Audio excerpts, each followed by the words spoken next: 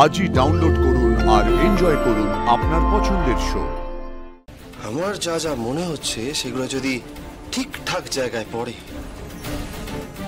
তাহলে 24 ঘন্টার মধ্যে বেরিয়ে আসবে যে ঋষভকে কে মারতে চেয়েছিল। না না না, এখন যাও গিয়ে ফুলকো লুচি করো, ওই নতুন আলু আর কড়াইশুঁটি দিয়ে আলুর দমটাও করো। আমি কি ওই মেয়ের শ্বশুর বাড়ির চাকর? না না না না না না না না, চাকর না। তাহলে কি বলো, তাহলে কি কি ঝি।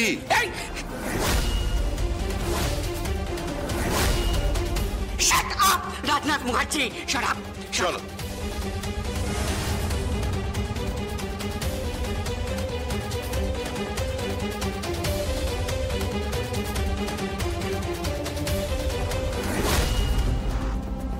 এবার কি হবে ঠাকুরপো?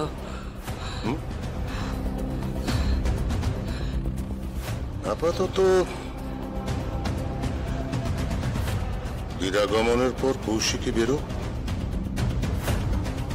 তারপর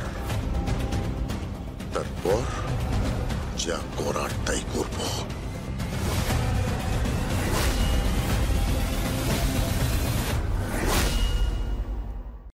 এসো এসো, ভেতরে এসো, চলো এসো,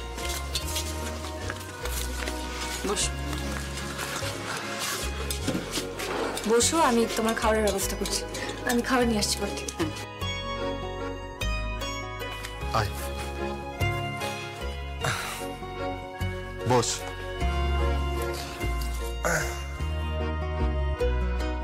ঈশ্বরকে অনেক অনেক ধন্যবাদ যে তিনি তোমাকে সুস্থ করে তুলেছেন। একসময় তো ধরেই নিয়েছিলাম যে এসব কথা থাক স্বয়ংবাবু, এসব কথা এখন থাক। আসল কথা এসো তো, সেটা হচ্ছে যে কোনো ক্লু পাওয়া গেল যে এই কাজটার পেছনে কারা আছে? যদি ভুল না করে থাকি এর পেছনে জড়িত আছে দিব্যা সেন, তার সঙ্গে জড়িত আছে টিটু। ইনভেস্টিগেশনের একদম শেষ পর্যায়ে আমি পৌঁছে গেছি। টিটু মানে ওই তুষার তীর্থ দলপাত্রের ছেলে? তার ছেলে এবং তার সঙ্গে আছে দিব্যা সেন। আর কারা কারা রয়েছে সেটা খুঁজে বের করতে হবে।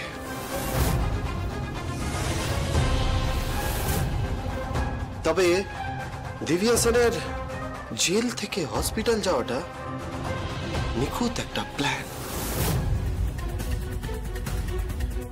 কিরকম? ও কিছু মেডিসিন জোগাড় করেছিল, জানি না সেই মেডিসিনগুলো কিভাবে জোগাড় করেছিল, বাট সেই মেডিসিনগুলো জোগাড় করে খেয়েছিল। তার সাইড এফেক্ট হচ্ছে ট্যাকিকার্ডিয়া, প্যালপিটেশন বেড়ে যাওয়া, চেস্ট ডিসকমফর্ট হওয়া, ব্লাড প্রেশার বেড়ে যাওয়া, আরো আরো অনেক কিছু। বেশ খবর নিয়ে কিন্তু ওষুধগুলো খেয়েছিল। তারপর সেখান থেকে হসপিটালে যায়। হসপিটালে আধ ঘন্টার জন্য পাওয়ার কাট। তারপর সিসিটিভি গুলো বন্ধ করে। তারপর সেখান থেকে বেরিয়ে রাস্তায় টিটুর সঙ্গে মিট করে। টিটুর সঙ্গে মিট করে ঋষভের বাড়ি যায়। ঋষভের বাড়ি গিয়ে পানটা সরিয়ে বিষাক্ত পানটা দেয়।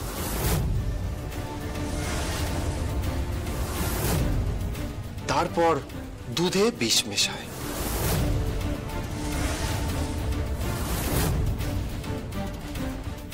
আমার যা যা মনে হচ্ছে সেগুলো যদি ঠিকঠাক জায়গায় পড়ে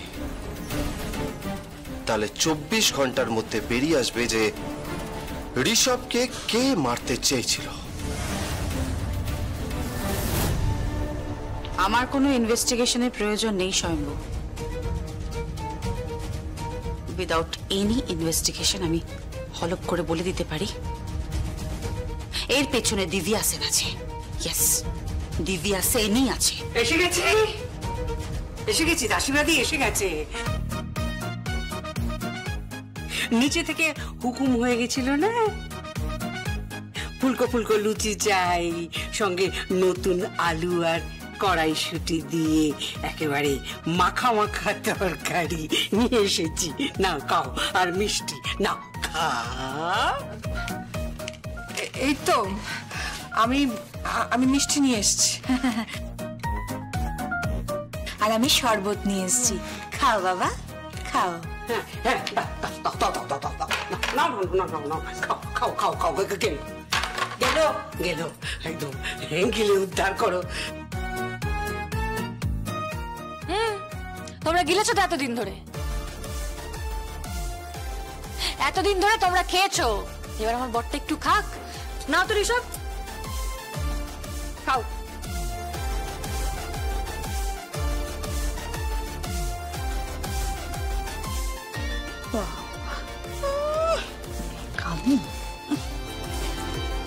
দাঁড়াও,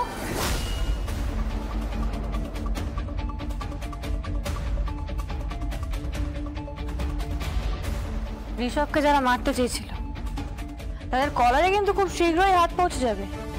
হ্যাঁ দেখো,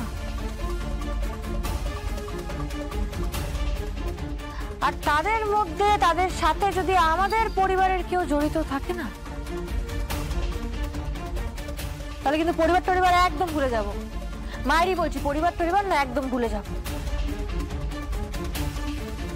সব কটাকে কেলিয়ে কানপুর, দিয়ে পোল্যান্ড মেরে না একদম মধ্যমগ্রাম করে দেবো। হ্যাঁ, কথাটা যেন মাথায় থাকে সবার।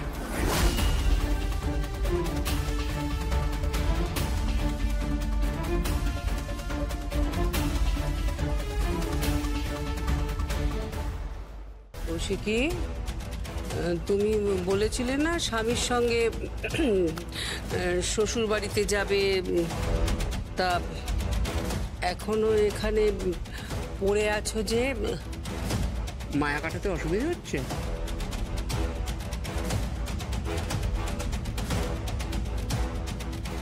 মায়া মায়াই বটে, টাকার মায়া, ক্ষমতার মায়া।